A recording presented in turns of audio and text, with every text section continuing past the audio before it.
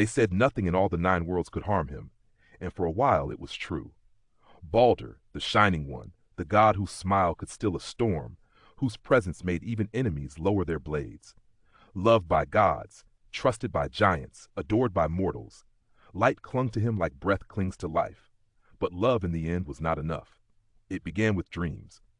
Baldr started waking in the night, heart pounding, visions burning behind his eyes, himself falling, darkness swallowing light, the world cracking like ice beneath a heavy step.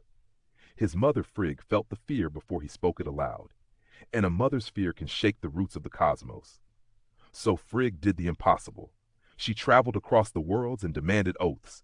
Fire swore not to burn him, iron vowed not to cut him. Stones, sickness, beasts, poisons, everything that could harm life promised to spare her son. When she returned, Baldr stood untouchable. The gods laughed again. They turned his invulnerability into a game, hurling spears, axes, stones, watching them shatter or fall harmlessly at his feet. Baldr laughed too, radiant and safe, standing at the center of their joy. All except one. Loki watched in silence. Where others saw perfection, he saw imbalance. Where they saw light, he saw a shadow growing longer with every laugh. Loki, the trickster, the whisperer of cracks and perfect things, began to ask questions, quiet ones. Disguised as an old woman, he visited Frigg and listened patiently as she bragged of her triumph. And then, carelessly, proudly, she mentioned it. One thing had been overlooked. Mistletoe. Too young, too harmless. Loki smiled.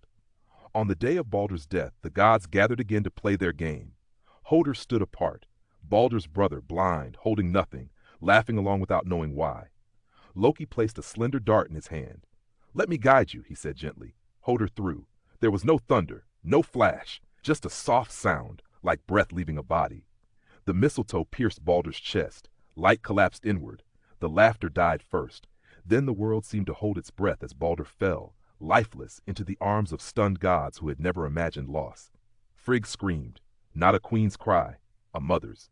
The games ended forever that day. From Baldr's death came grief, from grief came cracks, and from cracks came Ragnarök, the slow, inevitable unraveling of the world. Because the end did not begin with war or fire. It began with love, and a single, forgotten weakness. If this story moved you, please like, share, and subscribe, and tell me in the comments which myth you want to hear next.